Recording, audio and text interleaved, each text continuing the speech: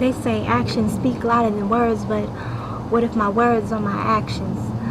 Cause with every fraction of a second that it takes for me to type or handwrite your name, frame by frame, I see the movie in my head. Scenes I gotta describe, transcribing a language of imagery instead of just settling for you got me speechless.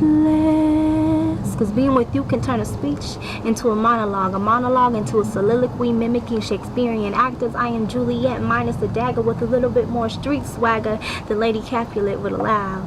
Still, you make me want to animate alliterations, operate via onomatopoeia like boom, bip, kapow. That sounds like a drum in a kung fu flick just because you kicked me into a lyrical flow in every metaphorical way that I know possible. Illogical though I attempt, I may never find the perfect way to tell you how perfectly your arms stay bent around my waist, or how your sweatshirt smells when I bury my face, how your laughter fills my lungs when I breathe in your humor, how I thank God every day but wish you would have sent you sooner, and your touch will always be more than enough poetry for me to read, analyze, and interpret.